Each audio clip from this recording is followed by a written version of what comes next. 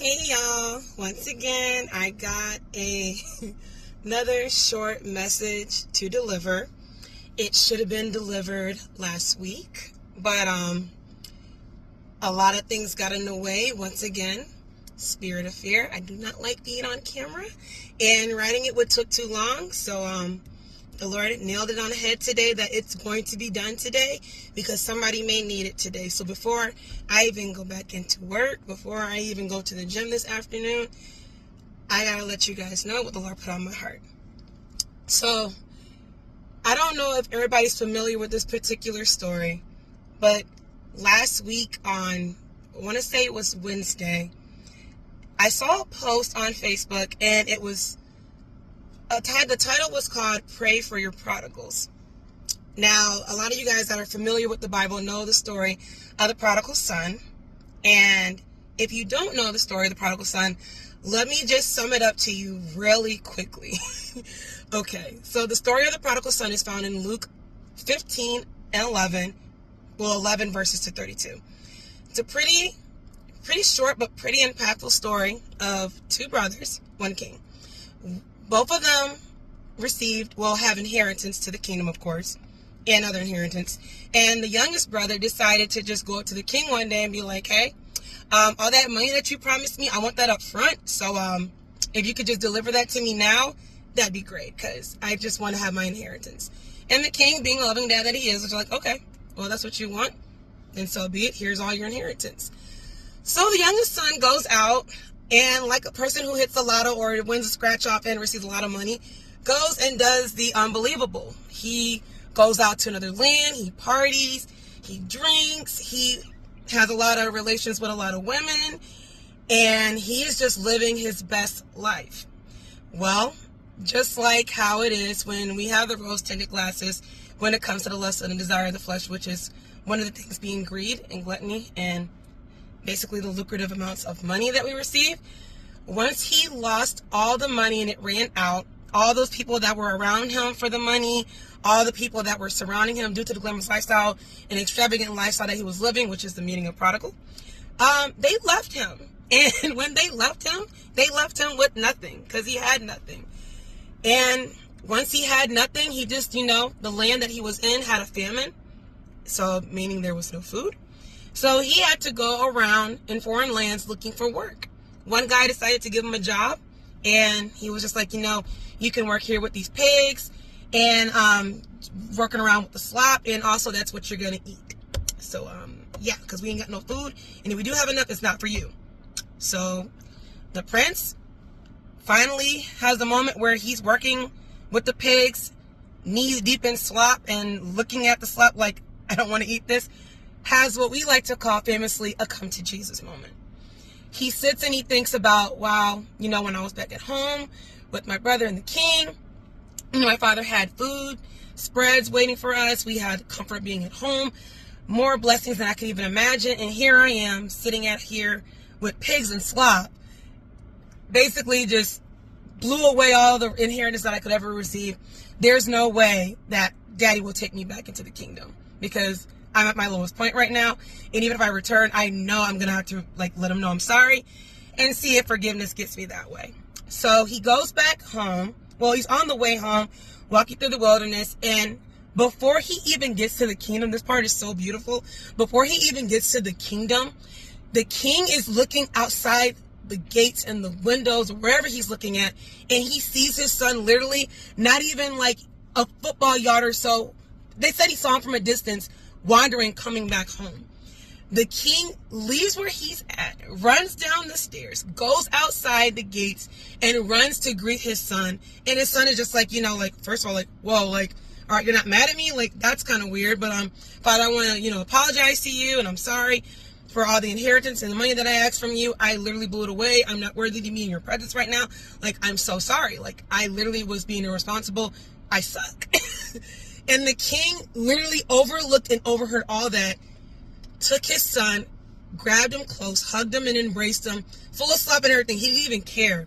Kissed him, told the guards, make for a feast, get the fattest cow. We're about to party because my son, who was once lost, has finally decided to come home.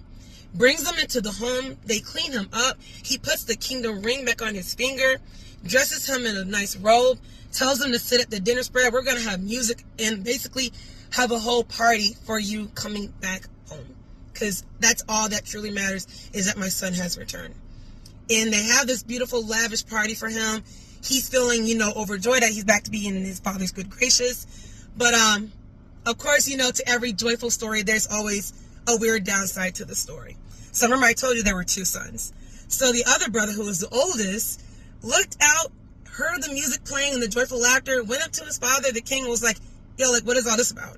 And they was like, your youngest brother, the other prince, just came home. So we're going to have a party for him because he finally came back home. And we're rejoicing. Rather than rejoicing that his brother ran away with the inheritance and blew it all away and came back home, the first thing that came out of his mouth was, well, you never did any of this for me, and I've been serving you all my life. I never gave you any issues. I served you faithfully. Like, I've been here.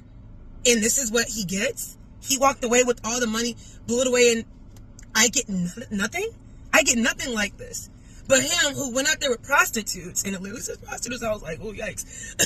But, he went out there in a foreign land, messing with foreign people, and here you are embracing him like he did nothing wrong.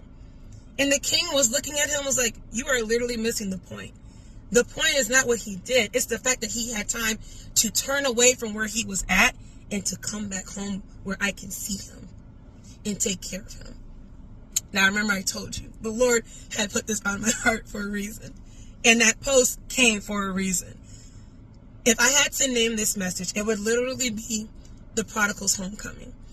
Now, many of us probably know some people that we've been praying for, that we've watched from the sidelines and wonder, when are they going to get their life right? When are they going to come to God?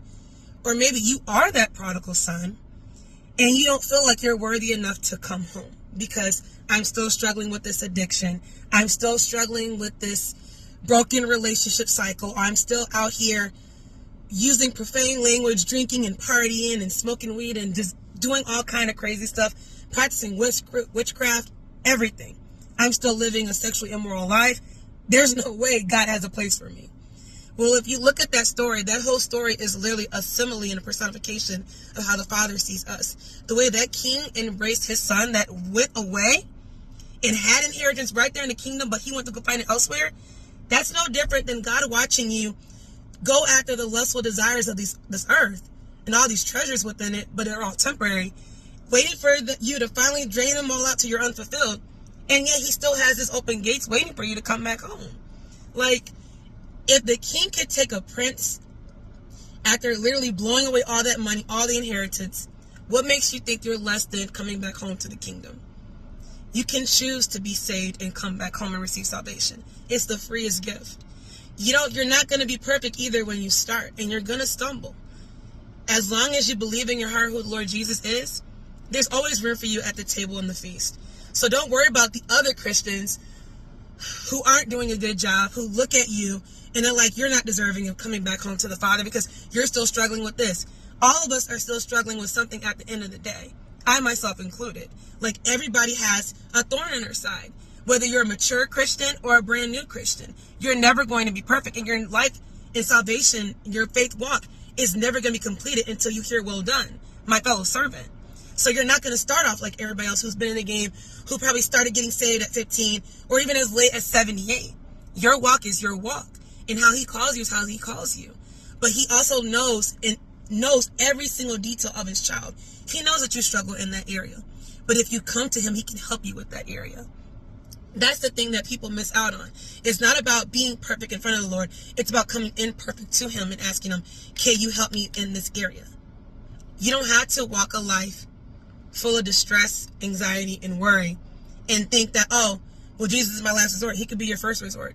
You don't have to think that you have to wait till you're on your deathbed to give your life to the Lord. You can give your life to the Lord right in the middle of the club, right in the middle of getting ready to perform an act that you know you're going to regret, or a deal that you're about to deal, and it could be your last, even at gunpoint. Like, there's no way to finally come to the Father. It can come in any kind of way. So just like how the son was in the midst of sitting in his mess and had a come to Jesus moment and turned around and went back home, that's the same thing that you could do too. You can do the same thing in your mess. You can do it right now while it's even happening. It doesn't have to stop happening. Everybody thinks that, oh, I had to come to the Lord perfect. No, if that's the case, that defeats the purpose of why Jesus died, for the very sin that you're still saying, I need a fix. He died so you can get that fix if you give it to him. And some people, it happens and they get delivered like this. And some people, it's a constant journey. It's a constant battle. So this is a homecoming message for all my prodigals out there. Like, if you look at the world around you, it's not going to get better. It's going to only get worse. All this wickedness going on around us. The world may feel like it has all the answers, but it really doesn't. It doesn't at all. And you have the choice to pick if you're going to come back home. Because if you come back home, the Lord's going to be waiting for you, just like how that king was waiting for his son. So, choose the Lord today, or whenever he calls and pulls on your heart. If this pulls on your heartstrings, awesome. And let me know in the comments, or message me, or just, share with somebody else who may need this message and need to hear it. Or better, just play it as much as you can until you feel pulled in your heart and moved in your spirit to come back home. So, thank y'all. Bye.